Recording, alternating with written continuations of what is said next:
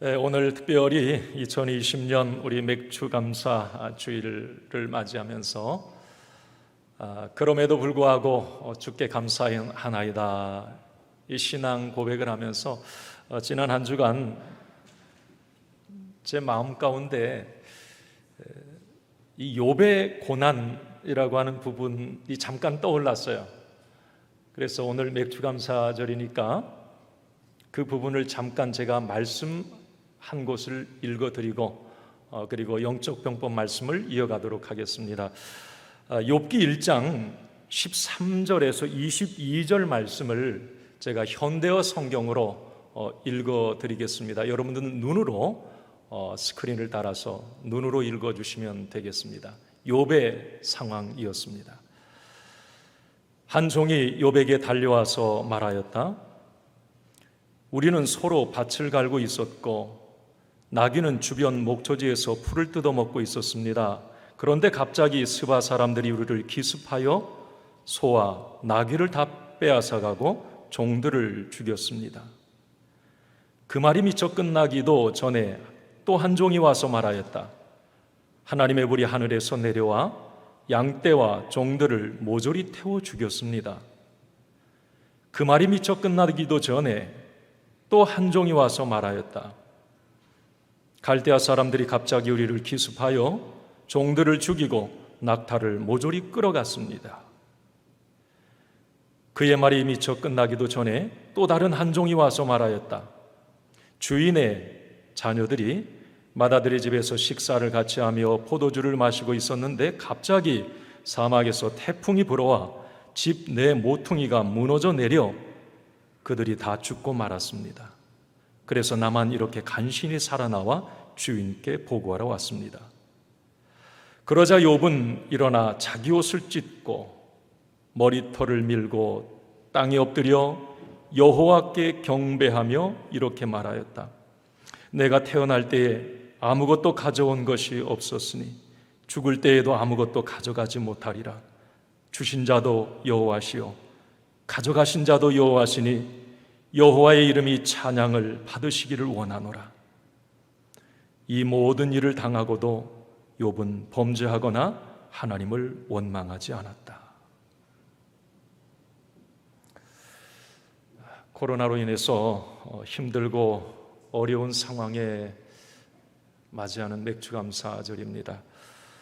빼앗기고 무너지고 죽고 없어진 참담한 상황에서도 하나님을 찬양하고 있는 욥. 오히려 원망과 불평을 쏟아내기보다도 그 고난과 환난 뒤에 역사하시는 하나님의 손길을 기대하며 오히려 그럼에도 불구하고 주님을 찬양하고 주님을 경배하고 주님께 감사했던 욥. 이 욥의 자세, 이 모습이 바로 어려움 가운데 맥주감사절을 맞이하는 저와 여러분들의 자세이어야 하지 않을까 그런 생각을 갖습니다. 그런 것 같아요. 고난과 재난과 환난이라고 하는 그 중심에 내가 서 있다면 원망하고 절망하고 포기해요. 그러나 그 어려움 가운데 그 중심에 하나님이 서 계심을 확신한다면 우리는 그럼에도 불구하고 하나님을 찬양하고 감사할 수 있는 것입니다. 성경의 많은 기적의 주인공들이 어려움 가운데에서도 감사할 수 있었던 것은 그 고난 중심에 내가 아니라 하나님이 계시다. 그 하나님의 주권을 인정했기에 그들은 감사할 수 있었던 거예요. 오늘 저와 여러분들 그럼에도 불구하고 어려움 가운데에서도 욥처럼 우리 하나님을 찬양하고 감사하는 그런 저와 여러분이 되기를 간절히 소원합니다. 이 시간 우리 함께 두 손 들고 이 찬양 부르고 싶어요. 찬양하라 내 영혼아, 감사하라 내 영혼아. 내 영혼이 주님을 찬양합니다.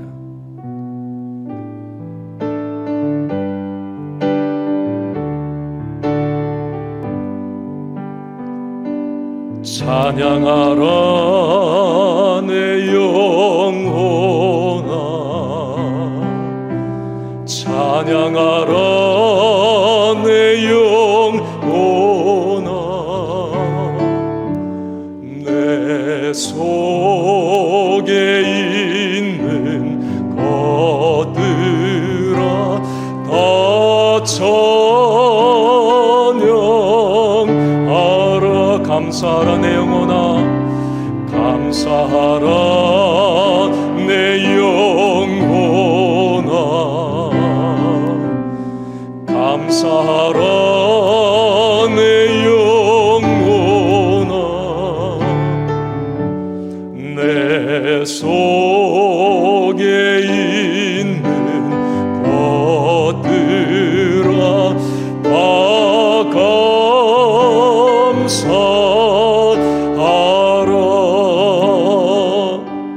그럼에도 불구하고 하나님께 영광의 박수 돌려드리겠습니다. 할렐루야.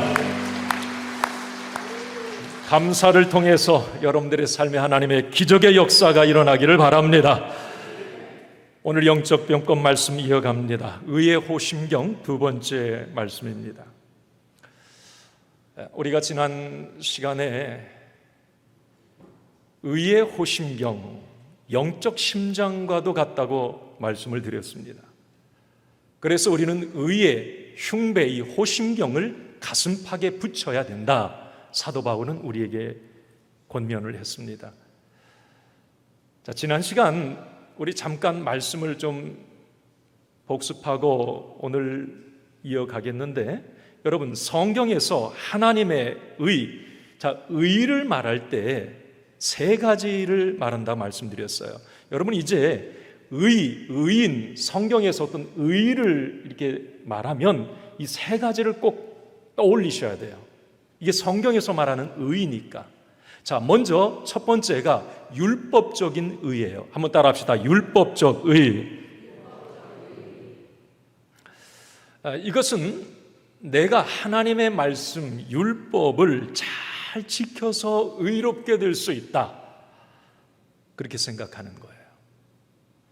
그런데 문제는 이 율법적으로 의롭게 된 사람이 이 세상에 한 명도 없다라고 하는 겁니다. 로마서 3장 20절 말씀에 보면 사도 바울은 이렇게 권면합니다. 같이 읽습니다. 그러므로 율법의 행위로는 그의 앞에서 의롭다 하심을 얻을 육체가 없나니. 자, 우리가 율법을 잘 지켜서, 율법으로 하나님 말씀 잘 지켜서 하나님 말씀 하라는 대로 잘 하고 하지 말라는 것 안 하고 그렇게 해서 의롭게 될 사람은 이 세상에 한 명도 없다. 그게 성경의 말씀이에요. 이게 어쩌면 율법적인 의의 한계입니다. 율법적 의는 한계가 있는 거예요. 왜? 율법으로 의롭다함을 얻을 사람이 한 사람도 없으니까. 우리가 율법을 통해서 깨닫게 되는 건 이겁니다. 율법을 보면서 말씀 앞에 내가 죄인이네요. 나는 한없이 죄인입니다. 나는 한없이 부족합니다. 나는 전적으로 하나님의 은혜가 필요합니다. 율법 앞에 우리는 이 고백밖에 할 수가 없어요. 이러한 영적 원리를 우리가 안다면, 여러분 우리가 사람들 앞에서 너무 잘난 체 할 필요도 없잖아요. 너무 내 공로, 내 업적 자랑할 필요도 없습니다. 그리고 나의 알량한 믿음의 잣대로 다른 사람들 평가하고 판단할 수가 없어요. 왜? 나도 율법 앞에, 하나님의 말씀 앞에 한없이 죄인이기 때문에. 율법적인 의의 한계이며 유익입니다. 율법으로는 의롭다 안 돼요. 자, 두 번째, 그러면 성경에서 이 의에 대해서 얘기를 해요. 한번 따라합시다. 양심적 의. 이건 뭘 말하느냐면 내 믿음의 양심에 따라서 내가 열심히 양심대로 살아서 의롭게 될 수 있다, 이거예요. 여러분, 양심대로 살아서 의롭게 될 수 있어요? 절대 없습니다. 왜? 사람의 양심은 자기의 이해관계에 따라서 얼마든지 그 기준이 달라질 수 있기 때문에 그래요. 일반적으로 볼 때 양심은 탐욕 앞에 무릎을 꿇는 경우가 참 많습니다. 여러분, 마태복음 27장에 보면 이런 이야기가 나와요. 양심적 의의 한계예요. 빌라도, 예수님을 사형 언도 내린 이 빌라도는 마태복음 27장에 보면 예수님이 죄가 없는 걸 알았어요. 심지어는 자기 부인이 전날 꿈을 꾸고 와가지고 예수님 사형 언도 내리는 그날에 당신 절대 예수는 죄가 없는 분이니까 절대 그런 재판하면 안 된다고 부인이 일러요. 그때 이 빌라도는 양심의 가책을 엄청나게 느낍니다. 양심적 의가 나타난 거예요. 그런데 어떻게 됩니까? 결론은 이 빌라도는 군중의 소리, 여론이죠. 그리고 그 당시에 종교 지도자들의 압박, 그리고 자신의 정치적 이익을 계산하게 됩니다. 결국은 빌라도가 가지고 있던 양심적 의는 자신의 이익 앞에 무릎을 꿇고 말아요. 이게 양심적 의의 한계예요. 내가 양심적으로 살아서, 내가 윤리적으로 도덕적으로 깨끗하게 살아서 내가 의롭게 될 수 있다? 여러분, 있을 수 없는 얘기입니다. 양심에 털난 사람들이 얼마나 많은데요. 양심하면서 오히려 더 악하고 추한 사람들이 너무 많다는 거예요. 철인 3종 경기 최숙현 선수 그 사망 기사를 보면서 내 딸 같아서 너무 마음이 미어지더라고요. 사람이 얼마나 악할 수 있는가를 우리는 여실히 보고 있어요. 양심, 자기 기분 감정에 따라 달라지는 거예요. 그 양심적으로 내가 의롭게 될 수 있다? 사도 바울은 포기하라고 말을 합니다. 이사야 64장 6절에 보면 오늘 본문이기도 한데 이사야 선지자가 구약 성경에 이미 말씀한 거예요. 한번 같이 읽습니다. 무릇 우리는 다 부정한 자 같아서 우리의 의는 다 더러운 옷 같으며 우리는 다 잎사귀같이 시들므로 우리의 죄악이 바람같이 우리를 몰아가나이다. 아멘. 바람같이 우리를 몰아간다. 이 죄라는 것이, 이게 죄에 한없이 약한 우리 인간, 너희들이 입고 있는 그 의의 옷, 그건 더럽다는 거예요. 그래서 오늘 사도 바울은 의의 호심경에서 말하는 이 의를 너희들이 꼭 힘입어야 된다. 한번 따라합시다. 하나님의 의. 사도 바울이 말씀하고 있는 의예요. 이 하나님의 의라고 하는 영적 갑주를 붙이고 그 흉배를 붙이고 우리가 영적 전쟁에 나가야 영적 싸움에서 이길 수 있다는 것입니다. 율법적인 의, 양심적인 의, 다시 말하면 나로부터 나온 자기 의를 가지고 영적 싸움에서 이긴다? 절대 그럴 수 없다는 거죠. 하나님의 의, 하나님의 의, 그 의를 힘입고 나아갈 때 통치자들과 권세들과 어둠의 세상 주관자들과 하늘에 있는 악한 영들과의 싸움에서 이길 수 있다고 하는 것. 여러분, 하나님의 의를 붙잡길 바랍니다. 하나님의 의를 힘입길 바랍니다. 사도 바울은 그래서 이 하나님의 의에 대해서 이렇게 말씀을 합니다. 우리 말씀 로마서 3장 21절과 22절 말씀을 같이 읽습니다. 시작. 이제는 율법 외에 하나님의 한 의가 나타났으니 율법과 선지자들에게 증거를 받은 것이라 곧 예수 그리스도를 믿음으로 말미암아 모든 믿는 자에게 미치는 하나님의 의인이 차별이 없느니라. 아멘. 하나님의 의가 나타났다. 이게 율법, 양심 그거 말고 그건 불완전하니까 하나님의 의가 나타났대요. 그 하나님의 의가 뭐냐? 바로 예수 그리스도를 믿음으로 말미암아 구원받았다. 그러니까 하나님의 의는 예수 그리스도를 믿음으로 말미암아 주어지는 의예요. 내가 율법적으로 윤리적으로 도덕적으로 깨끗이 살아서 얻을 수 있는 의가 아니라 그냥 예수님을 믿음으로 말미암아 얻은 의, 이것이 바로 하나님의 의입니다. 이 하나님의 의를 가져야 구원받고 이 의를 힘입어야 사단 마귀로부터 자유할 수 있다는 것이죠. 그런데 문제는 뭐냐면 사단 마귀는 우리가 하나님의 의를 그 흉배를 딱 붙이고 나가면 이 마귀가 우리를 이길 수가 없어요. 율법적 흉배, 호심경, 양심적 호심경 붙이고 나가면 이 사단 마귀는 깔보고 웃어요. 너 그 율법, 양심 앞에 분명히 무너질 거니까. 그런데 믿음을 통해서 얻은 하나님의 의를 그 흉배를 붙이고 나가면 이 마귀는 백전백패거든요. 그러니까 마귀는 간교한 이 전략을 씁니다. 그게 뭐냐면 하나님의 의에 자기 의, 다시 말하면 율법적 양심적 의를 섞어 놓게 해요. 그래서 하나님의 의를 이상한 의를 만들어 버리는 거예요.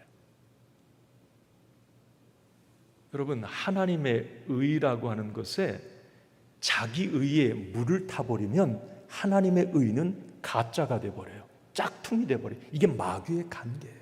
자, 오늘 제가 이제 여러분들과 나눌 말씀이에요. 우리는 너무 많은 부분에 하나님의 의로 우리는 구원받고 하나님의 의 때문에 하나님의 자녀가 되었는데 이 순수한 하나님의 의에 자기 의를 너무 많이 섞고 살아요. 일상의 삶에서, 교회 사역에서 말이죠.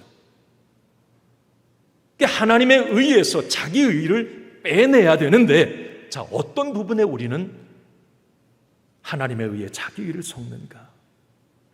여러분, 영적인 부분에서 이거 하나 분명히 해야 됩니다. 여러분, 구원의 문제에 자기 의를 절대 섞어서는 안 돼요. 여러분, 제가 예수 믿는 이유는 내 영혼이 구원받기 위함이에요. 나는 예수 그리스도를 믿음으로 말미암아 구원받았어요. 나는 지금 죽어도 예수 그리스도를 나의 구주, 나의 하나님으로 믿기 때문에 나는 천국 갑니다. 나에게 이런 확신이 있어요. 여러분, 우리 믿음의 사람들에게 이 구원관이 흔들리면 영적 싸움 해보나 마나예요. 내가 구원받았는지 안 받았는지 이 부분에 확신이 없는데 무슨 영적 싸움이야? 영적 병법 말씀 들을 필요가 없어요.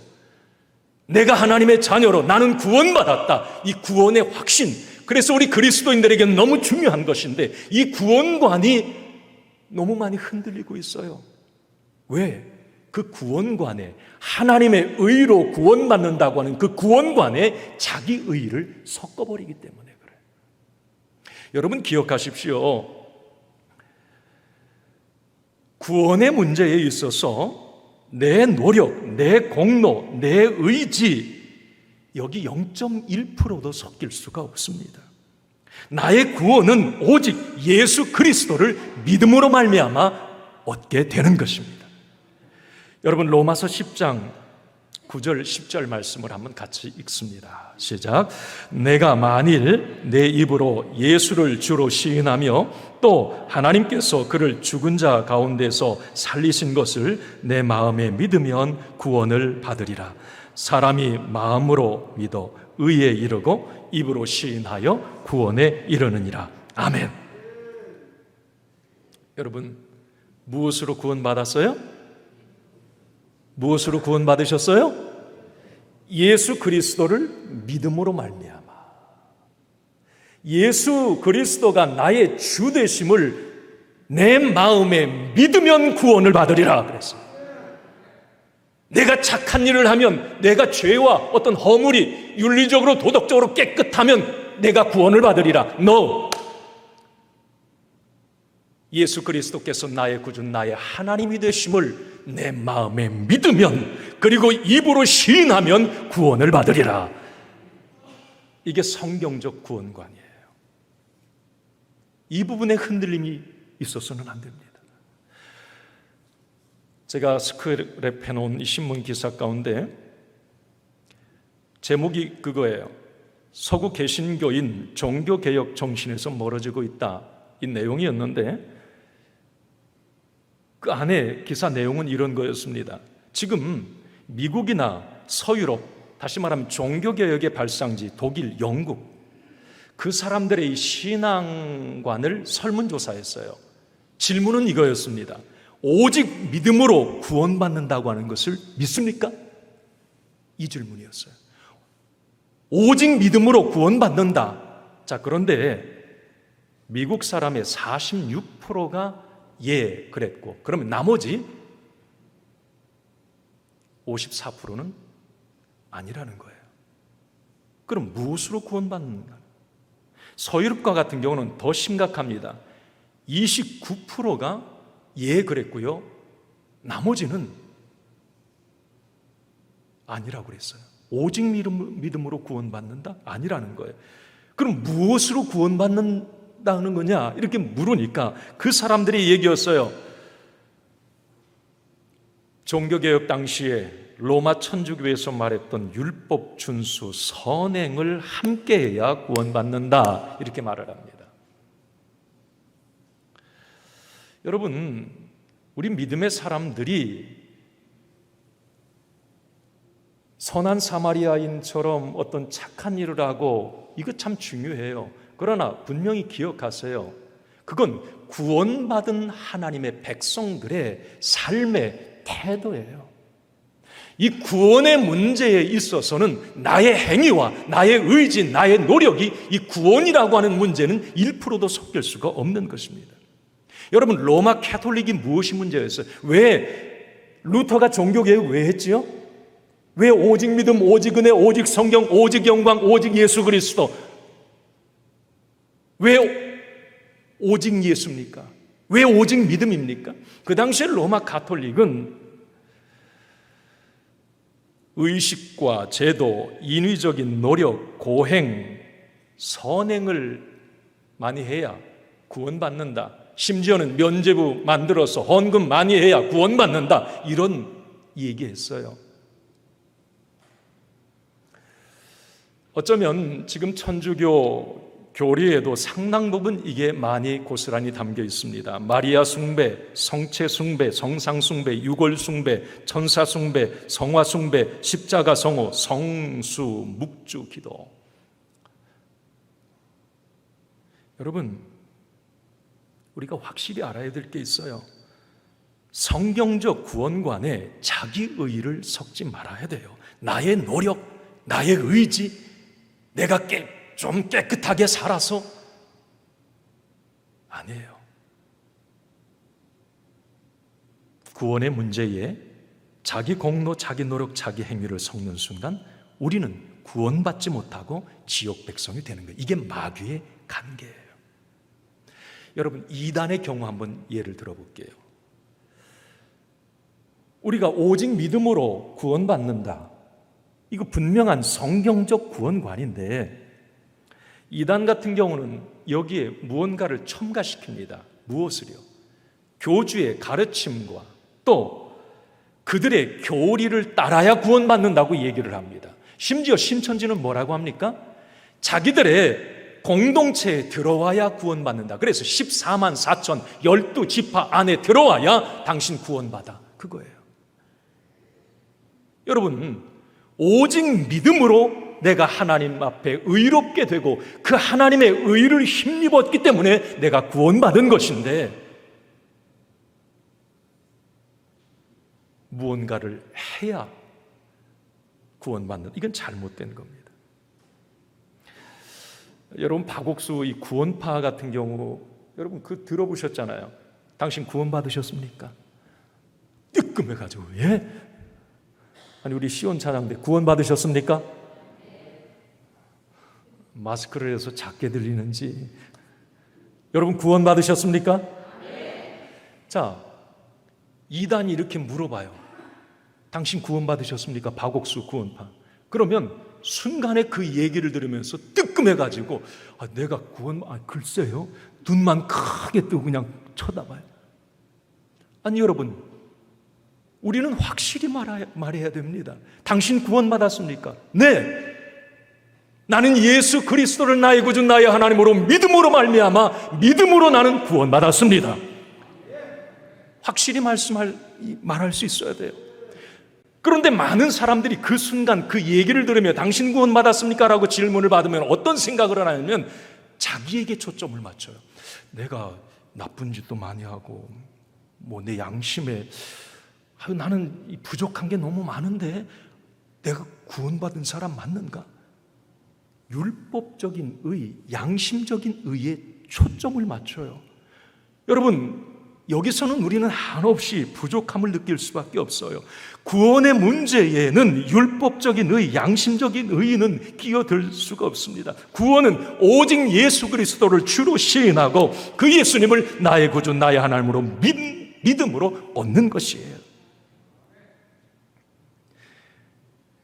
그래서 성경은 분명히 말씀하는 거예요.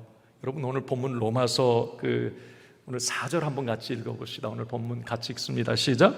그리스도는 모든 믿는 자에게 의를 이루기 위하여 율법의 마침이 되시니라. 아멘. 여러분, 우리가 율법에 걸려 넘어질 수 있어요. 율법 말씀 어떻게 이거 다 지킵니까? 이거 어떻게? 이 말씀 다 지켜서 구원받을 사람이 어디 있어요? 오늘 본문에서 예수님은 말씀하는 거예요. 내가 율법의 양심의 마침이 되었고 내가 율법의 완성이라고 말이지요. 그 하나님의 의를 이루기 위하여 예수님은 십자가를 지셨다는 거예요.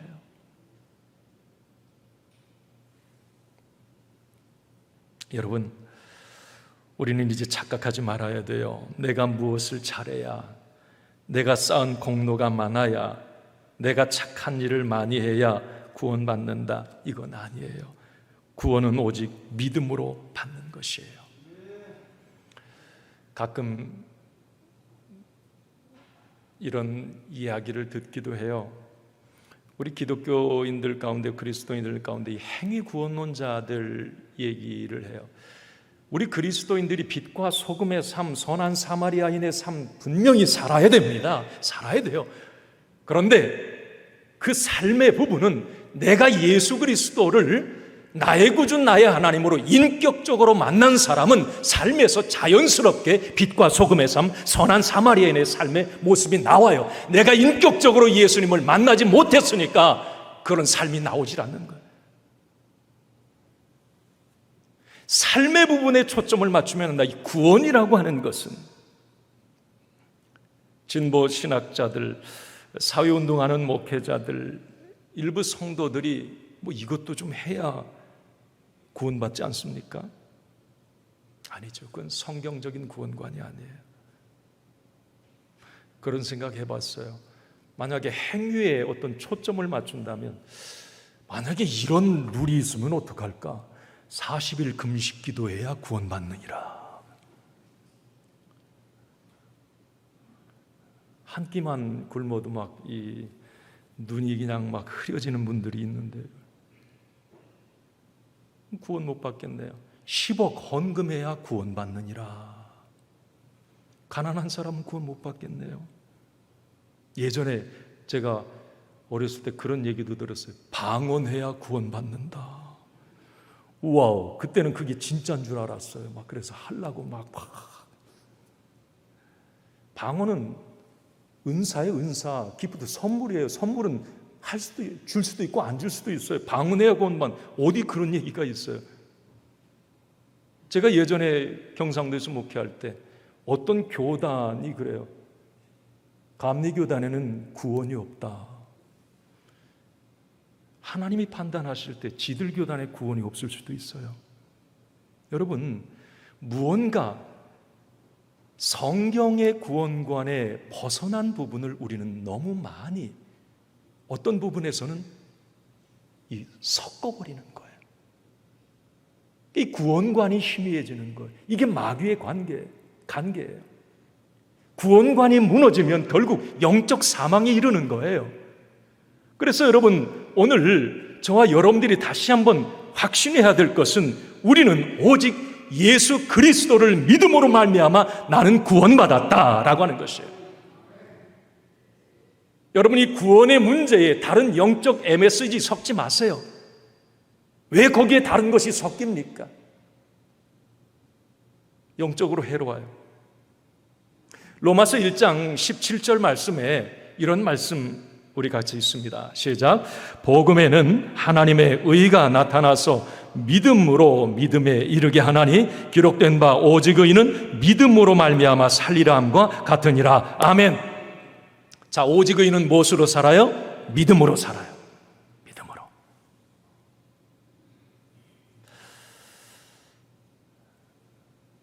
이렇게 구원관, 우리가 영적 싸움에서 아주 본질적인 부분이에요. 이 구원관이 절대 흔들리면 안 돼요. 우리는 예수 그리스도를 믿음으로 말미암아 구원을 받았어요. 자, 또 하나 이제 이 삶의 부분에서 제가 좀 말씀을 드리겠습니다. 영적인 부분은 이 구원관에 다른 것 섞으면 큰일 나요. 자, 삶의 부분에서 하나님의 영광에 자기 의의를 섞지 말아야 됩니다. 좀 어렵습니까? 자, 마태복음 7장 22절 23절 말씀 한번 같이 읽습니다. 그날에 많은 사람이 나더러 이르되 주여 주여 우리가 주의 이름으로 선지자 노릇하며 주의 이름으로 귀신을 쫓아내며 주의 이름으로 많은 권능을 행하지 아니하였나이까 하리니 그때에 내가 그들에게 밝히 말하되 내가 너희를 도무지 알지 못하니 불법을 행하는 자들아 내게서 떠나가라 하리라. 저희 말씀 가끔씩 인용하는 말씀인데 이 말씀을 볼 때마다 깨닫게 되는 게 있어요. 여러분, 지금 이건 바리새인들을 향해서 예수님이 하신 말씀이에요. 그러면 지금 바리새인의 문제가 뭐예요? 아니, 바리새인들이 하나님의 일을 안 했습니까? 아니에요. 저 마태복음 7장 22절 이하에 보면 선지자 노릇하고, 이건 다시 말하면 예언하고 주의 일 열심히 했다는 거예요. 귀신 쫓는 일 했어요. 권능 기적을 행했습니다. 다시 말하면 그 당시에 종교 지도자들 엄청나게 일했어요. 그런데 예수님의 평가는 마태복음 7장 바로 그겁니다. 너 누구야? 너희들이 내 이름으로 무슨 일을 했다고 하는데 그거 불법이야. 난 너희들 모르겠는데. 예수님의 판단이셨습니다.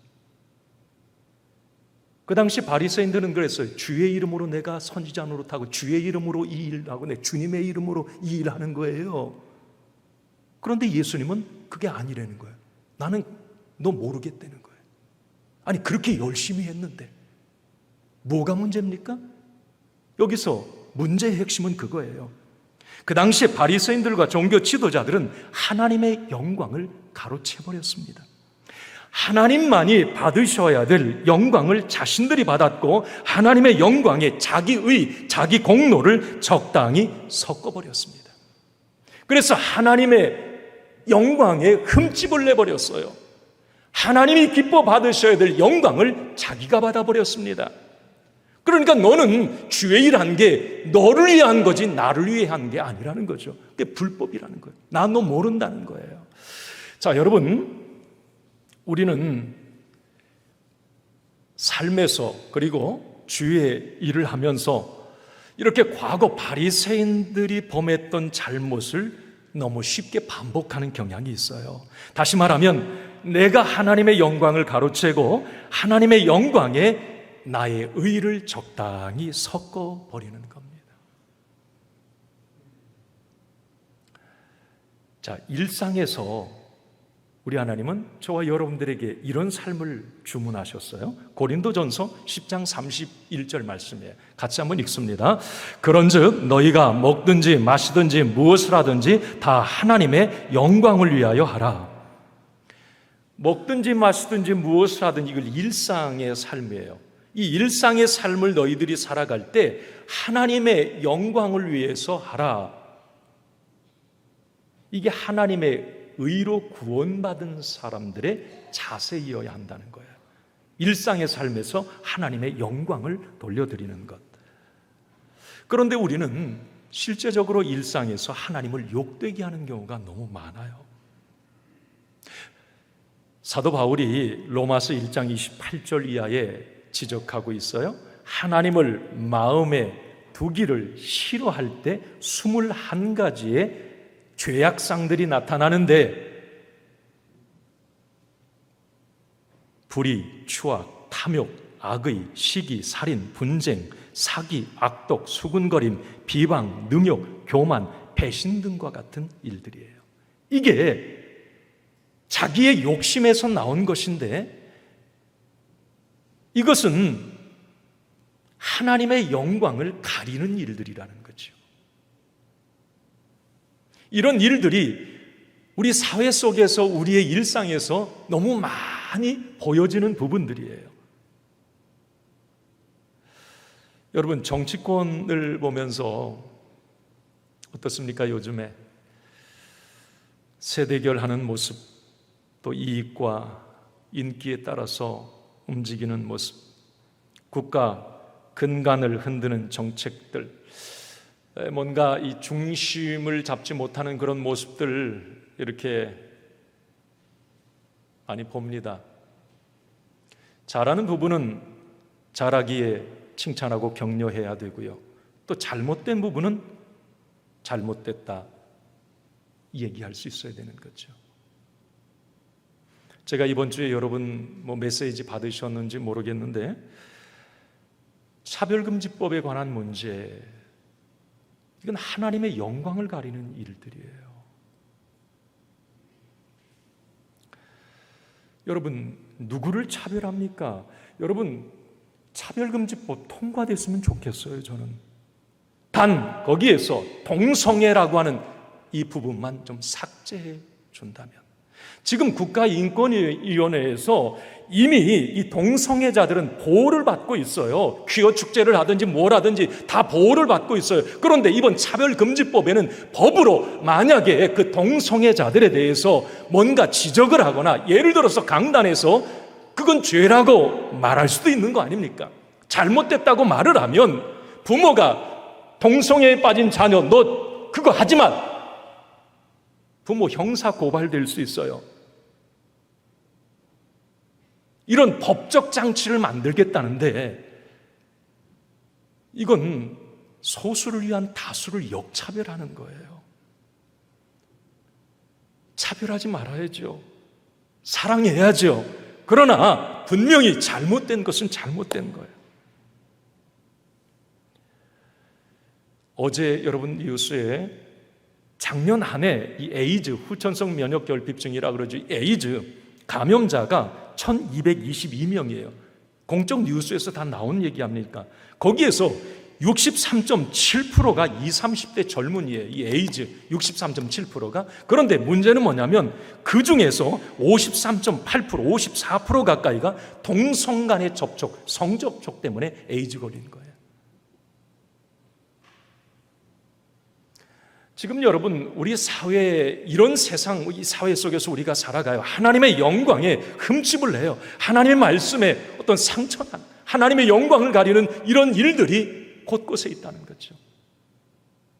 우리 믿음의 사람들은 어떻게 해야 할 것입니까? 사회를 보십시오. 세상의 문화. 여러분, 박사방, N번방 사건, 어떻게 그런 일이 있을 수가 있어요? 아동 청소년 성착취물을 제작하고 또 그걸 구매를 해요. 여러분, 1414명이 이번에 그 박사방 사건 때문에 검거가 됐어요. 145명 구속됐어요. 우리는 뭐 몇 명만 그냥 TV에 나오는 사람들만 뭐 구속된 줄 아는데, 음란의 광풍이 불고 있어요. 하나님의 영광을 가리는 일들이 지금 우리의 사회 속에서 일어나고 있다고 하는 거죠. 여러분, 이런 혼탁한 세상에서 하나님의 의로 구원받은 저와 여러분, 먹든지 마시든지 무엇을 하든지 하나님의 영광을 위해서 하라고 하는 이 하나님의 말씀을 우리가 기억하고 하나님의 영광을 위해서 사는 이 훈련을 철저히 해야 될 것입니다.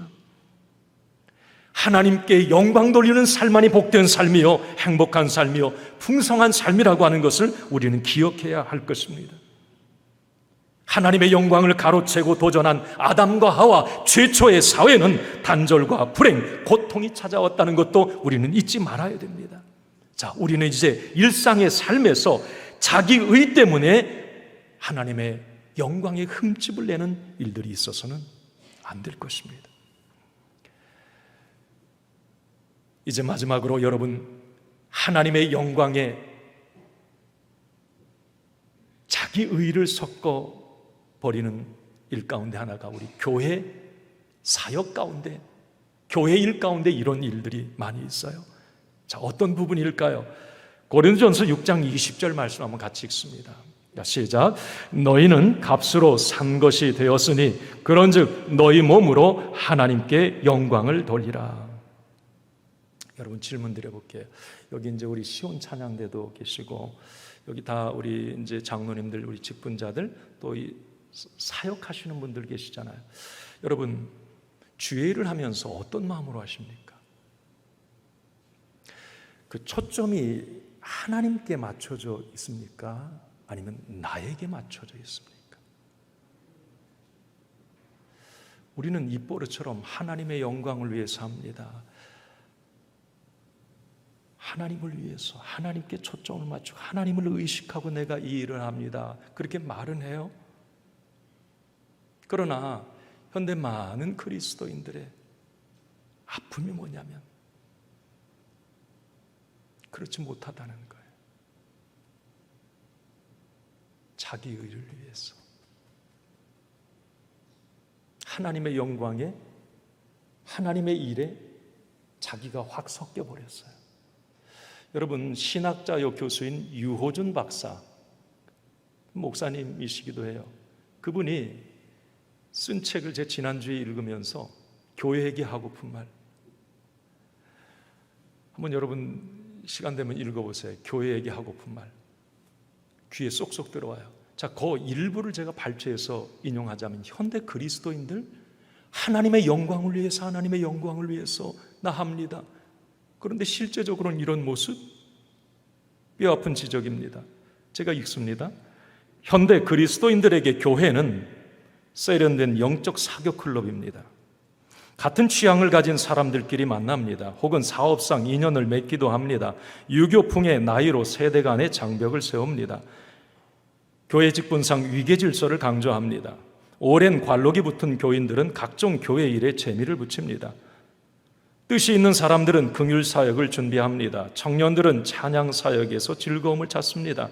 여선교회 회원들은 초미의 관심사는 종종 교회 식당의 주도권 쟁취에 있기도 합니다. 일갈하자면 현대 그리스도인들은 종교적으로 고양된 취미 생활을 하기에 딱 좋은 영적 클럽에 가입하게 된 것입니다.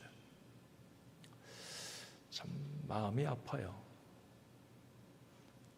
자기 일을 위해서 일한다는 거예요. 자기 일을 위해서 주일을 한다는 거예요. 그 지적의 핵심은 그거예요. 어쩌면 현대 그리스도인들은 나는, 나의, 나를, 영어로 말하면 I, my, me, 이걸 me generation이라고 그래요. 자기중심적인 이 부분이 하나님의 일에도 고스란히 배어 있다는 거예요. 초점이 나에게 맞춰져 있다는 거죠.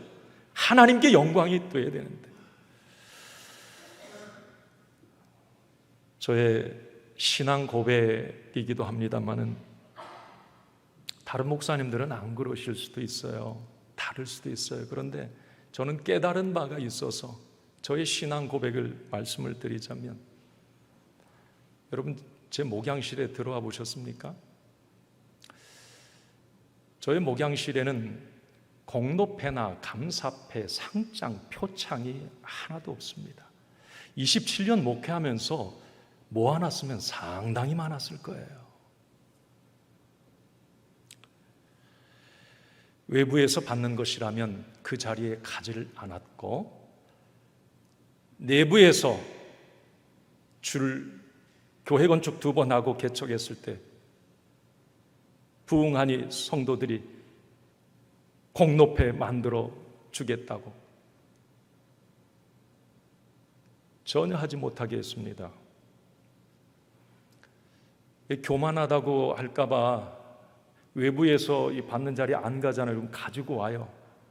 가지고 오면 부숴버리거나 아니면 앞에 이게 글 쓴 거 떼내고 거기다 사진 붙이거나 그렇게 했어요. 여러분, 내 공로가 뭐가 있는데요? 제가 교회를 처음 개척하고 연회에서 공로패를 줬어요. 그건 이제 설이 막 지나가지고 안 가면 진급 과정에서 안 되잖아요. 가서 받았어요. 그때는 이런 생각도 없었고 가서 그걸 받았는데 그게 얼마나 자랑스러운지, 그걸 세워놓고 볼 때마다 와, 참 내가 열심히 했네.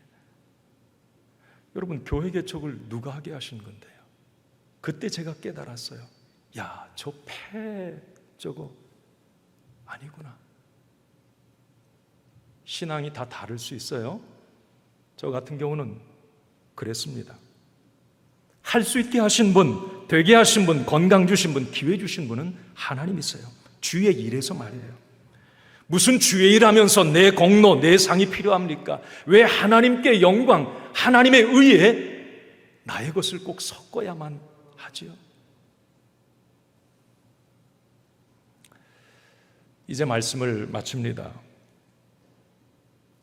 하나님의 의는 우리 그리스도인들에게 있어 영적 심장과도 같습니다. 심장이 멈추면 죽습니다. 그래서 하나님의 의가 자기 의와 섞이면 영적 심장도 멈춰버립니다. 결국 영적 심장이 멈추면 구원과 영생, 천국을 잃어버리고 영적 사망에 이르게 됩니다. 자, 여러분, 오늘 의의 호심경 말씀 마칩니다. 하나님의 의, 그 하나님의 의가 나를 살게 했고 그 하나님의 의 때문에 믿음으로 내가 구원받았고, 그래서 하나님의 의로 죽었다 깨나도 구원받을 수 없는 나, 여전히 부족한 나, 믿음으로 말미암아 하나님의 은혜로 구원받았다면 이제 구원받은 하나님의 백성으로서 하나님의 영광을 돌려드리고 하나님의 영광에 될 수 있으면 흠집내지 않도록 늘 믿음으로 깨어 있어서 이 의의 호심경 붙이고 살 때 저와 여러분들의 삶이 풍성한 삶, 하나님이 기뻐하는 삶이 될 줄로 믿습니다.